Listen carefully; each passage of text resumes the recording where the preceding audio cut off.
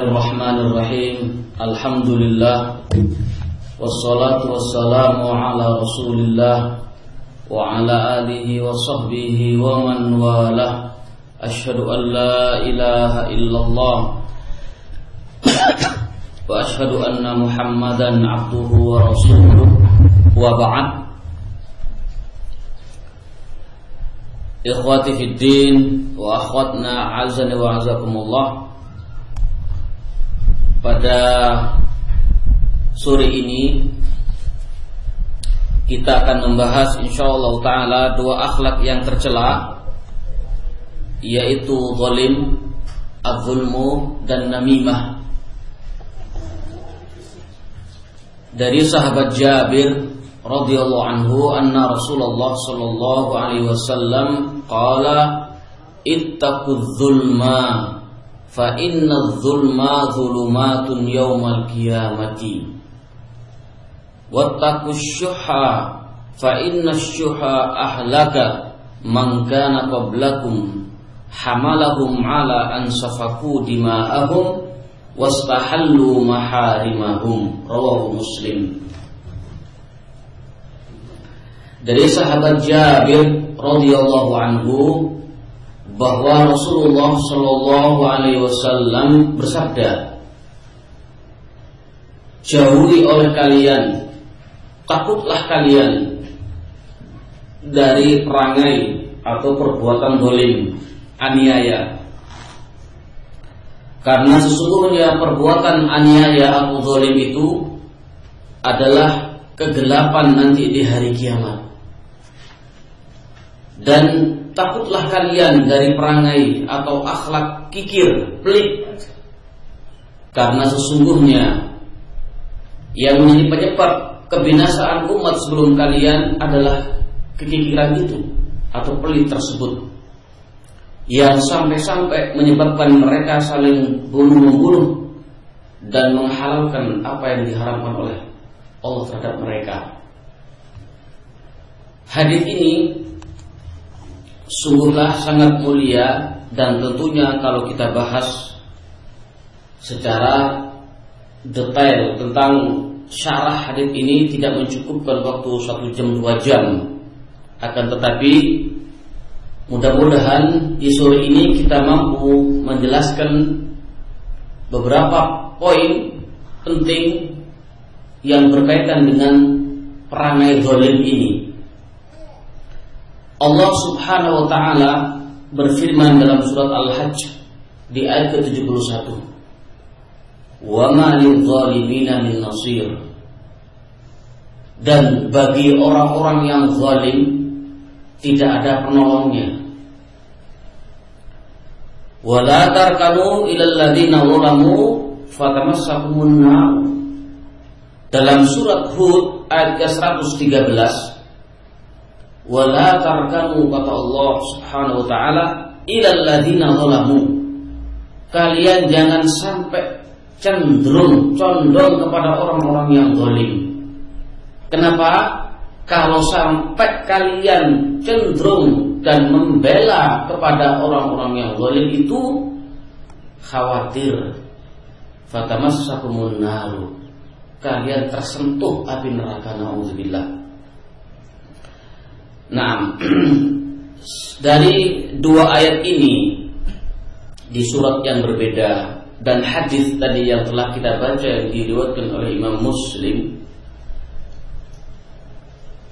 menarik bagi kita untuk lebih paham apa itu maknanya zalim.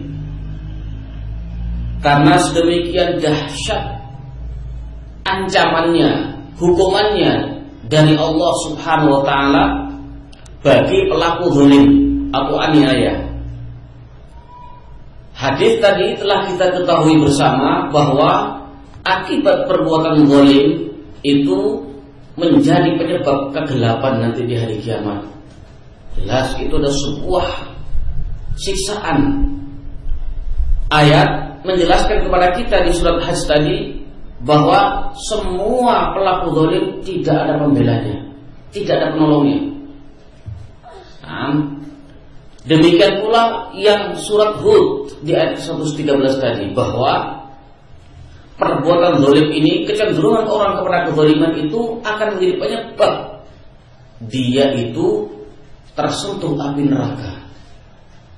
Makanya Ar-Raghib, sebagaimana disebutkan dalam kitab Az-Zari'ah ila Makarimil Akhlaq di halaman ke-357 menyatakan az-zulmu huwal inhirafu 'anil 'adli.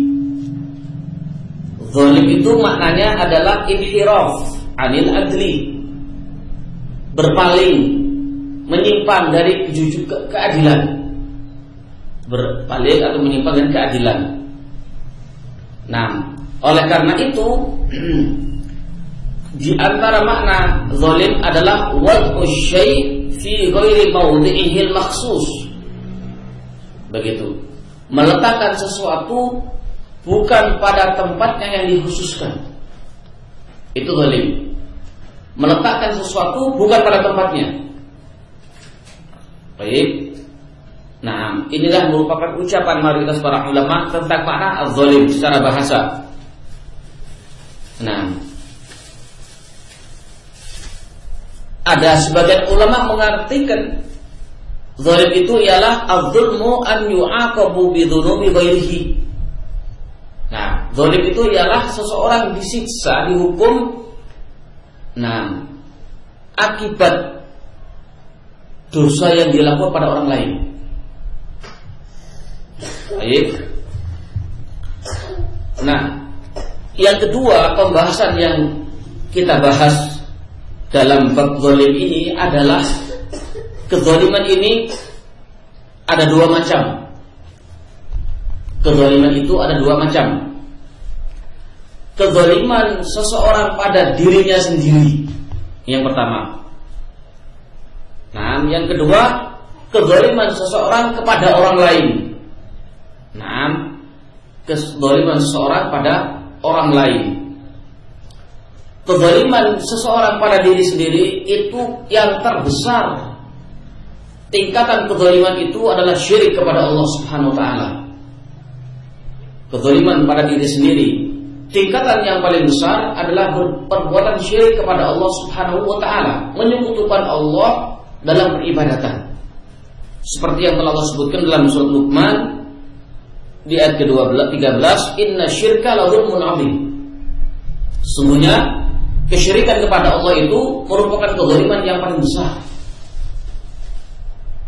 Nah, dan mayoritas apa yang telah disebutkan dalam Al-Quran, ancaman bagi pelaku zalim itu rata-rata adalah orang-orang syirik, orang-orang musyrik. Mayoritas yang tersebut dalam Al-Quran, ancaman bagi orang-orang yang zalim itu maksudnya adalah orang-orang yang musyrik kepada Allah Subhanahu wa taala. Nah, sebagaimana Allah sebutkan wal kafiruna humuz zalimun. Wal kafiruna humuz zalimun, dan orang-orang kafir itulah mereka orang-orang yang zalim. Tsumma talihil ma'asi ala ikhtilafi ajnasiha min kabair wa shaghair.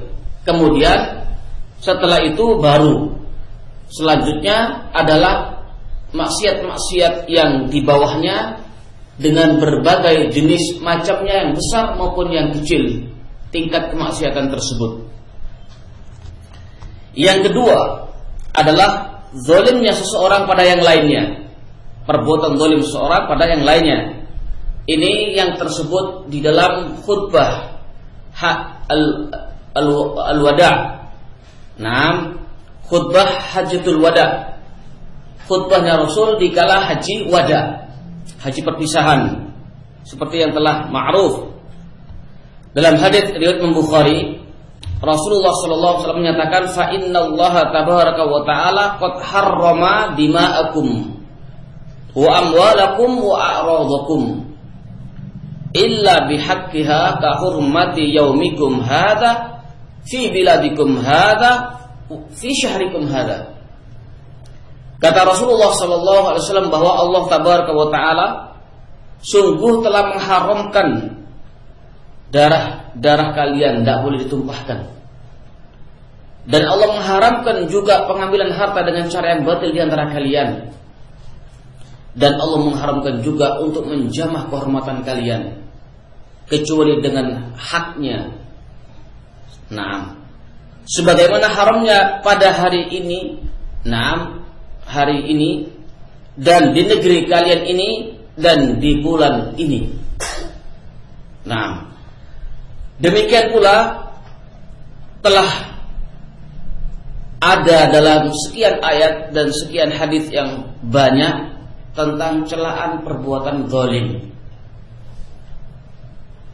Allah Azza wa Jalla telah mensucikan dirinya dari sifat zalim dan mengharamkan untuk diri Allah dan juga untuk hambanya, sebagaimana yang telah disebutkan dalam hadits qudsi yang diriwayatkan oleh Imam Muslim.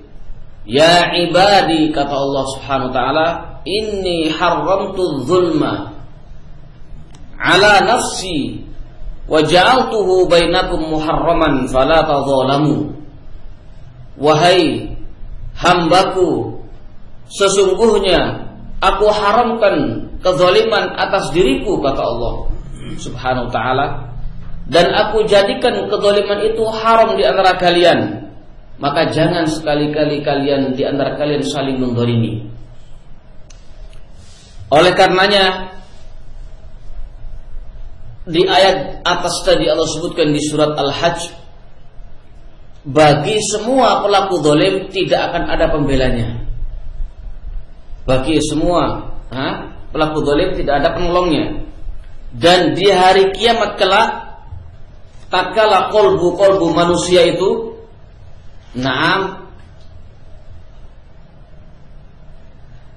ketika mereka dalam keadaan menjelang hari kiamat, di hari kiamat kelak, satupun dari sahabat dekat, satupun dari keluarga dekat, tidak akan ada bisa yang menolong dia. Wa ma lidzalimina min hamim wala syafi' yuta. Bagi pelaku zalim tidak ada pembela sama sekali dari sahabat dekatnya dan penolong yang bisa ditolong, tidak ada. Ini ancaman dan hukuman bagi pelaku zalim. Demikian pula di ayat surat Hud tadi, wala tarkanu ilal ladzina zalamu fatamassakumun nar. Jangan sekali-kali kalian cenderung kepada orang-orang yang zalim, yang pada akibatnya kalian akan tersentuh api neraka. Al-hasyid dari perbuatan zalim ini yang telah dijelaskan tadi, ujung-ujungnya adalah sebuah kesengsaraan.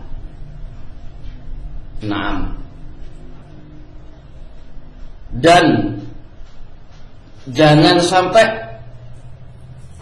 tertipu wahai seorang muslim, ketika Allah Subhanahu wa ta'ala itu mendiamkan para pelaku zalim. Wala yaghurrannaka akhil muslim imhalullah li ba'dil zalamah. Jangan merasa tertipu engkau wahai seorang muslim ketika Allah mendiamkan pelaku orang zalim. Fa nihayatuhum waqi'atun la mahalata. Kenapa? Karena akibat ulah kezaliman itu mesti akan terjadi, tidak mungkin tidak. Oleh karena itu Rasulullah SAW telah bersabda dalam hadits yang diriwayatkan Imam Muslim, innallaha la yumli lidh-dhalimi fa idza akhadahu lam yuflithu thumma qara'a wa kadzalika rabbika idza akhadhal qura wa hiya zalimatun inna akhdahu alimun syadid. Rasulullah sallallahu alaihi wasallam menyatakan apa? Innallaha la yumli lidh-dhalimi. Sesungguhnya Allah itu membiarkan orang yang zalim. Fa idza akhadahu lam yuflithu. Ketika Allah menyiksanya, maka tidak akan dilepas oleh Allah SWT. Kemudian Rasulullah membaca ayat ini. Wa kadzalika akhdhu rabbika. Demikianlah siksaan Rabb kamu. Idza akhadhal qura wa hiya zalimatun. Ketika Allah menyiksa penduduk suatu negeri dalam keadaan zalim, inna akhdahu alimun syadid. Dan sesungguhnya siksaan Allah itu sangatlah pedih. Ikhwati fid din, a'azzani wa jazakumullah. Sebagaimana yang telah disebutkan tadi bahwa nihayatul zalim itu wahimah, bahwa ujung dari perbuatan zalim itu sangatlah menyengsarakan, sangatlah menyedihkan, dan sangatlah mencelakakan. Itu ujung dari perbuatan zalim. Apa itu? Az-zulmu zulumatun yaumal qiyamah. Kita tidak bisa membayangkan apa yang terjadi, yang dirasakan bagi pelaku zalim nanti di hari kiamat adalah mendapatkan kegelapan. Nah, demikian pula pelaku zalim nanti di hari kiamat menjadi orang yang bangkrut. Orang yang bangkrut dari kebaikan. Ketika Rasulullah SAW menyebutkan atadruna mal muflis, tahu kalian? Nah, apa itu orang yang muflis, yang bangkrut? Maka sahabat pun menjawab, yang kami fahami muflis itu adalah orang yang gak punya modal, gak punya dirham, gak punya perhiasan. Apa jawaban Rasul? Sesungguhnya orang yang muflis, orang yang bangkrut dari umatku adalah orang yang nanti datang di hari kiamat dengan membawa pahala puasa, pahala sholat, pahala zakat, tetapi dia datang dalam keadaan mencela ini, menuduh itu, mencela itu, dan menuduh ini, dan makan hartanya orang itu, dan membunuh orang itu, dan memukul orang itu. Nah, maka diberikanlah kebaikan dia kepada siapa yang dia zalimi. Inilah kebaikan dia, dikasihkan kepada orang yang dia pernah zalimi di dunia, yang pernah dicela, dituduh, nah dimakan hartanya, dan ditumpahkan darahnya, dan dipukul. Nah, kalau sudah habis kebaikan dia, maka kejelekan yang dizalimi itu diberikan kepada dia. Dosa orang yang dizalimi diberikan kepada pelaku zalim tadi, dan akhirnya dilemparkanlah ke neraka wal'iyadzubillah. Oleh karena itu, maka bagi siapa yang memiliki perbuatan zalim kepada seorang, atau kehormatannya dia jatuhkan, atau sesuatu yang semakna dengan ini dari perbuatan zalim, hendaklah minta dihalalkan sebelum nanti di hari yang tidak lagi bermanfaat dinar dan dirham. Nah, sebelum hari kiamat nanti. Kenapa? Karena kalau tidak dihalalkan di waktu di dunia ini, amalan soleh yang dia lakukan akan diberikan seukuran kezaliman yang telah dia lakukan di dunia ini. Kalau tidak ada amalan kebaikannya, maka diambillah kejelekan tersebut yang dizalimi dan diberikan, dialihkan kepada yang menzalimi. Hadis ini juga diriwayatkan oleh Bukhari.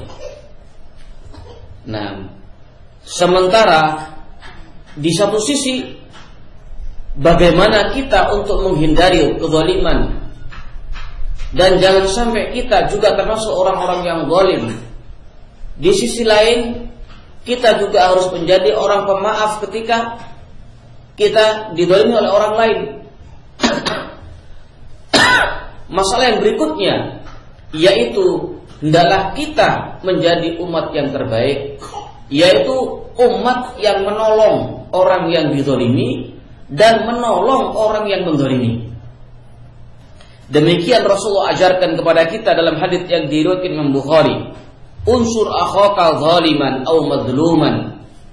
Qalu ya Rasulullah hadza nansuruhu madluman fa kaifa nansuruhu zaliman? Qala ta'khudhu fawqa yadayhi. Nah, kata Rasul sallallahu alaihi wasallam, tolong saudaramu yang zalim atau tolong juga saudaramu yang dizalimi, yang dianiaya. Sahabat pun bertanya, ya Rasulullah, kami mungkin bisa faham dan bisa menolong orang yang terzalimi. Bagaimana menolong orang yang menzalimi? Rasul menyatakan, tahan tangannya dia, jangan sampai dia berbuat zalim. Itulah cara menolong orang yang berbuat zalim. Kemudian yang berikutnya, bahwa meninggalkan satu sisi yang lain lagi, meninggalkan orang yang berzalim, yang zalim. Nah, itu juga akan menjadi penyebab masalah lain. Nah, membantu orang yang zalim dengan mencegah perbuatan zalim tersebut adalah suatu yang syar'i, sesuatu yang diajarkan oleh Rasulullah SAW. Nah, kalau sampai dia tinggalkan, dia biarkan terus berbuat zalim tanpa adanya penanggulangan atau tanpa adanya penahanan dari perbuatan zalim tersebut, sementara dia mampu dan bisa melakukan hal itu, maka khawatir Allah akan ratakan siksaan kepada negeri tersebut atau daerah tersebut. Demikian disebutkan dalam hadits yang diriwayatkan oleh Tirmidzi, yang disahihkan juga oleh Imam Tirmidzi, dan Imam Tabrani juga meriwayatkan, innan nasa idza ra'aw zaliman falam ya'khudhu ala yadayhi aw syaka an ya'ummahumullahu bi'iqabin. Kalau seseorang itu melihat atau orang-orang melihat perbuatan orang yang zalim, baik, tapi dia tidak menahan, dia tidak mencegah perbuatan zalim tersebut, khawatir Allah akan meratakan siksaan kepada kaum tersebut. Oleh karena itu, bagi seorang muslim hendaklah sangat berhati-hati, sangat waspada akan perbuatan zalim tersebut. Karena sesungguhnya ujung daripada perbuatan zalim itu sangatlah menyedihkan dan sangatlah menyengsarakan. Di sisi yang lain, khawatir orang yang terzalim itu berdoa kepada Allah untuk diadakan pembalasan. Kenapa? Karena doa orang yang terzalimi dengan Allah itu tidak ada penghalang. Ittaqi da'watal mazlum, kata Rasulullah sallallahu alaihi wasallam dalam hadits Imam Bukhari, fa innaha laysat bainaha wa bainallahi hijab. Takutlah engkau doanya orang yang terzalimi, karena sesungguhnya antara doa orang yang terzalimi dengan Allah itu tidak ada penghalang. Artinya sangat mungkin terkabulkan.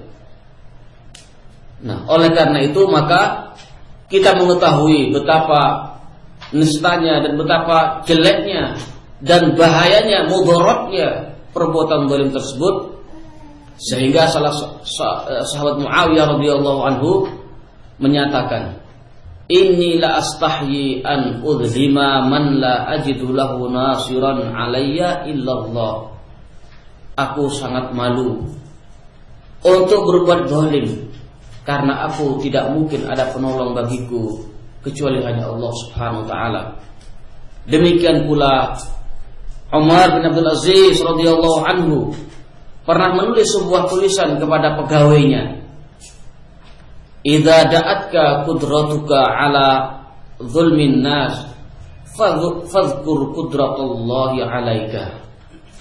Kata beliau di tulisan tersebut, kalau sampai kekuasaanmu itu mengundang, menyeret kamu untuk berbuat zalim kepada orang lain, ingatlah bahwa kekuasaan Allah itu jauh di atas kekuasaan kamu. Demikian pula disebutkan oleh para ulama, az-zulmu ad'a syai' ila taghirin ni'mah wa ta'jilin nikmah, bahwa kezaliman tersebut perkara yang paling mudah untuk menghambat kenikmatan dan menyegerakan hukuman dan ancaman dari Allah Subhanahu wa taala. Oleh karenanya, maka ikhwati fiddin, a'azani wa azakumullah, hendaklah kita semua berhati-hati dan terus mawas diri dan terus mengoreksi dan terus memberikan nasihat kepada saudara kita. Jangan sampai kita terjatuh dalam praktek kezaliman ini, karena itu sesungguhnya akhlak yang kaum muslimin selalu berhubungan dengan yang lainnya dan sangat mungkin dan mudah terjadi di antara sesama kita. Oleh karena itu, yang satu hendaklah dia menjaga jangan sampai menzalimi, dan yang satu ketika terzalimi hendaklah dia memaafkan saudaranya, dan demikian pula yang menzalimi pun segera memohon maaf dan penghalalannya sehingga tidak berkelanjutan nanti di hadapan Allah Subhanahu wa taala. Yang berikutnya, seperti yang saya sebutkan pada sore ini, dua perangai yang akan kita sampaikan, yaitu akhlak yang kedua adalah akhlak yang tercela, an-namimah. Kita angkat materi ini mengingat pentingnya perkara-perkara yang besar dosanya, sementara masalah ini sangat menjamur di kalangan umat, yaitu an-namimah. Sesungguhnya Rasulullah sallallahu alaihi wasallam pernah bersabda dari sahabat Hudzaifah ibn al-Yaman. Beliau mendengar Rasulullah bersabda, la yadkhulul jannata nammamun. Wa fi riwayatin al-Bukhari qatta, tidak masuk surga para pelaku namimah. Ini muttafaqun alaih. Yang riwayat Imam Bukhari lafadznya qatta, juga mirip maknanya dengan namimah. Nah, sebagaimana yang telah disebutkan di awal tadi, bahwa untuk lebih memahami kita tentang makna ini, sehingga dengan pemahaman tersebut kita berusaha untuk menjauh sejauh-jauhnya dari perangai namimah ini, akhlak yang tercela ini, maka Allah pun telah berfirman, hammazin masya'im binamim. Hammaz masya'im binamim. Begitu. Dia hammaz mengisyaratkan masya'im binamim dengan namimah. Nah, kita lihat bagaimana keterangannya ulama. Apa itu namimah? Aslun namimah al-hamas wal harakah al-khafifah. Kalau kita bicara tentang namimah itu sebenarnya asal maknanya adalah harakah khafifah. Di namimah itu merupakan gerakan yang samar. Nah, beda dengan peperangan atau beda dengan kezaliman. Kalau kezaliman itu bisa terang-terangan. Kalau namimah ini asal maknanya adalah dia secara samar. Nah, dan nanti akan kita bahas bagaimana bentuk kesamarannya dalam namimah ini. Nah, wahya naqlul kalamin nas,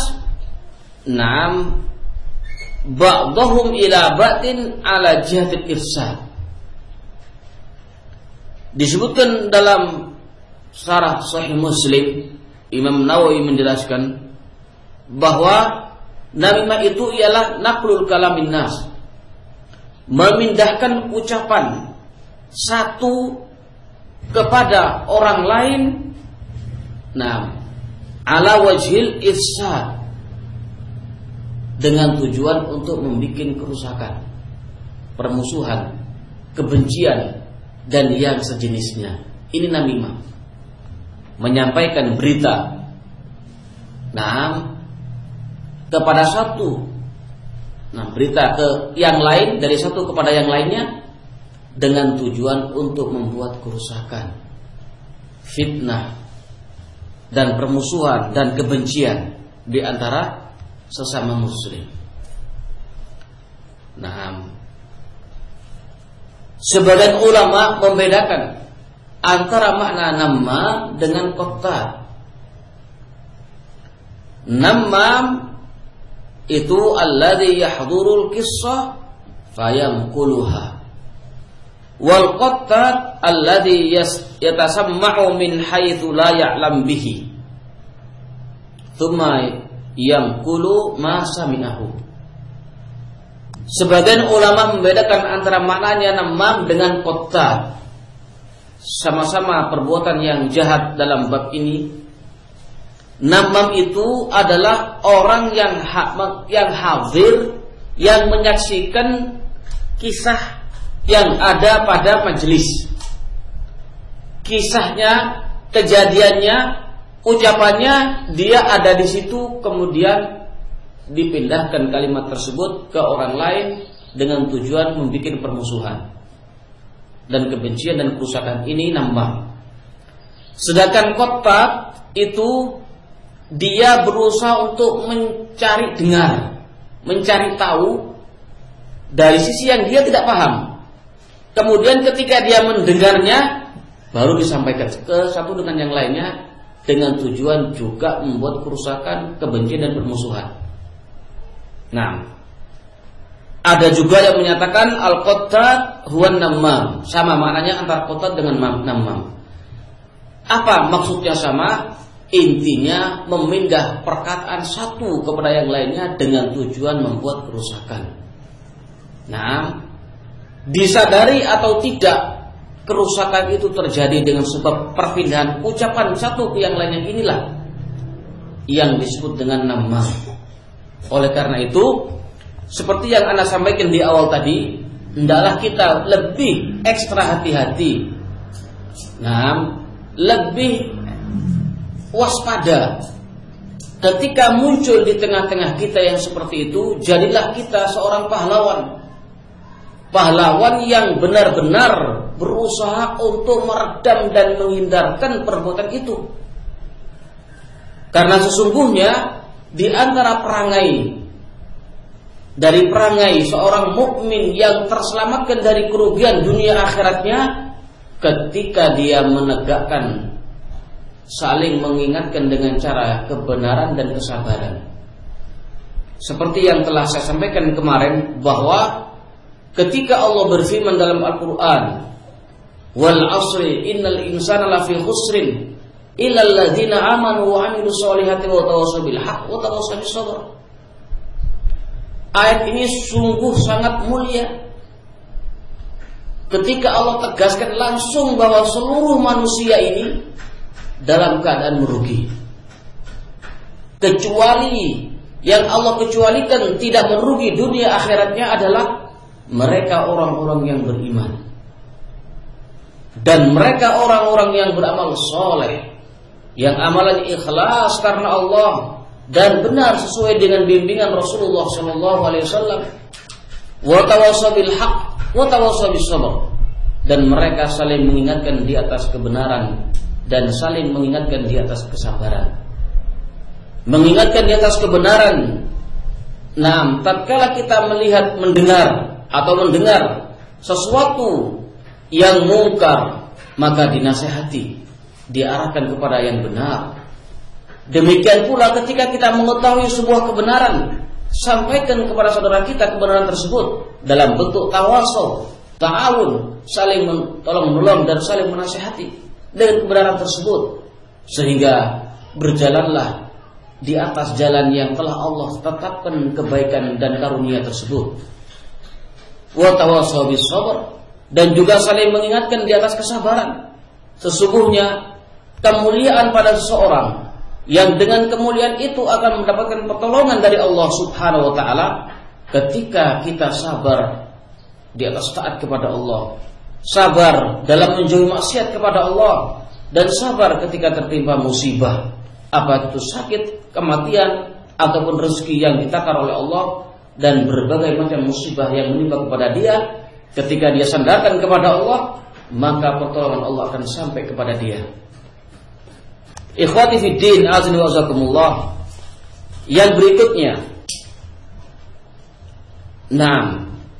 yang menjadi masalah besar dalam bab ini adalah ketika seseorang menghalalkan perbuatan namimah. Ya, ketika seseorang itu menghalalkan perbuatan namimah atau menganggap namimah ini tidak masalah, suatu yang boleh, dalam keadaan dia faham itu haram, maka yu'aqabu bihirmani minal jannati fil akhirah. Dia terhalangi untuk masuk surga di akhirat kelak. Fa inna yu'adzabu aidan fil barzakh, dan dia pun akan mendapatkan siksaan di alam barzakh, di kuburan. Bagi para pelaku namimah dan yang menghalalkan namimah, wal iyadzu billah. Ingat dalam sebuah hadis yang diriwayatkan Bukhari dan Muslim, marra Rasulullah sallallahu alaihi wasallam di qabarain. Pernah Rasulullah suatu ketika melewati dua kuburan. Faqala innahuma la yu'adziban. Sebelum lafaz ini, Rasulullah ketika melewati dua kuburan tersebut, kemudian Rasulullah mengambil pelepah kurma dan dibelah jadi dua dan ditancapkan ke masing-masing kuburan tersebut. Dan sahabat bertanya, lima fa'alta hadza ya Rasulullah? Kenapa Anda berbuat demikian ya Rasulullah? Jawaban Rasulullah sallallahu alaihi wasallam, innahuma la yu'adziban aw la yu'adzaban wa ma yu'adzabani fi kabir. Sesungguhnya kedua mayit yang ada di kuburan ini sedang disiksa. Dan disiksanya itu bukan dengan perkara yang besar. Bukan perkara yang besar, bukan. Perkaranya ringan akan tetapi dosanya besar.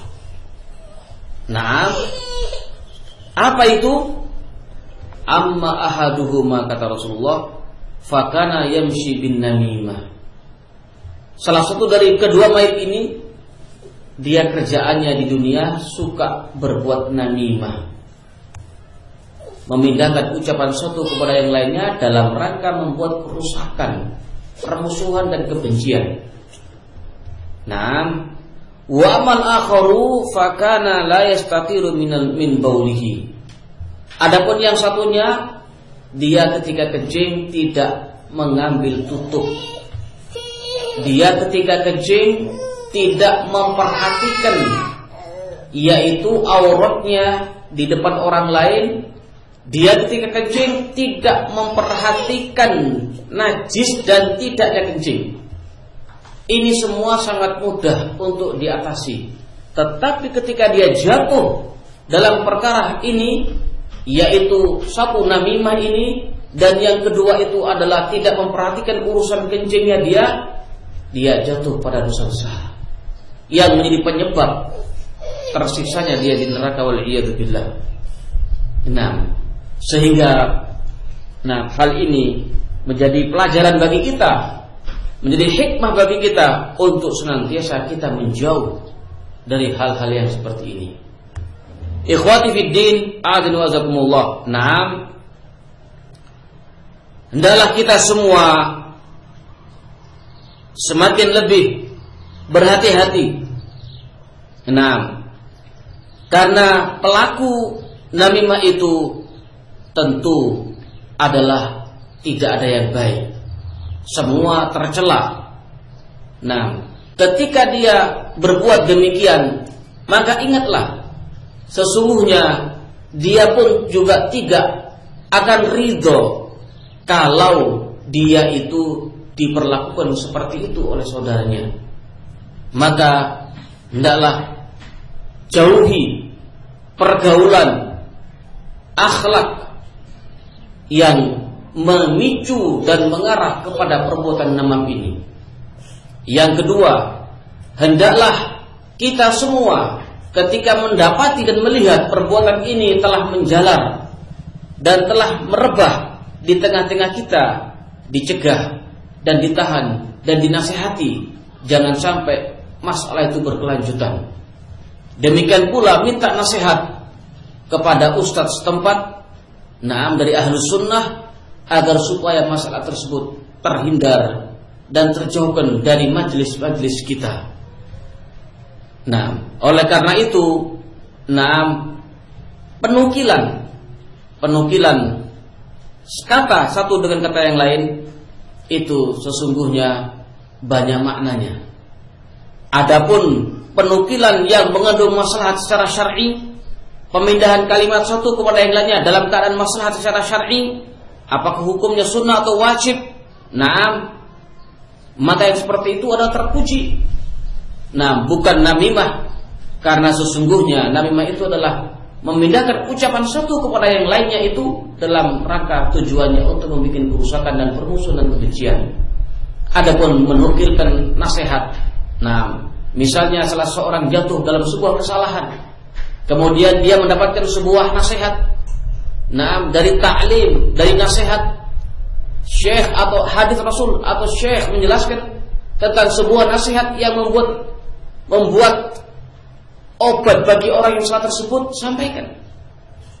Walaupun dia mendengar dari orang lain yang mengarah kepada perbuatan dia, kesalahan dia. Ini namanya nasihat, bukan namimah. Kenapa? Karena orang yang menyampaikan tersebut bukan niat untuk membuat kerusakan dan permusuhan, tetapi untuk memberikan sebuah kedinginan dalam kalbunya dia. Ternyata salah yang dia lakukan berdasarkan hadis ini, ayat ini, keterangan ulama ini, sehingga dia harapannya bertobat. Ini nasihat bagi kaum muslimin secara umum. Oleh karena itu, maka barakallahu fiik, hendaklah kita semua semakin waspada dan semakin lebih banyak berhati-hati. Jangan sampai kita terjerumus dalam bab-bab seperti ini. Mudah-mudahan kita selalu dibimbing oleh Allah Subhanahu wa taala dan diberi taufik untuk lebih berhati-hati dan lebih banyak menyibukkan diri kita tentang ilmu syar'i dan amalan sunnah dan ta'awun yang syar'i di antara kita, sehingga hilanglah, jauhlah dari kita ini perangai namimah dan zalim tadi. Karena harapannya kita adalah menjadi hamba Allah yang termulia di sisi Allah Subhanahu wa taala, yaitu takwa kepadanya. Itulah yang bisa ana sampaikan pada sore ini. Mudah-mudahan sedikit banyaknya bisa bermanfaat kepada kita semua.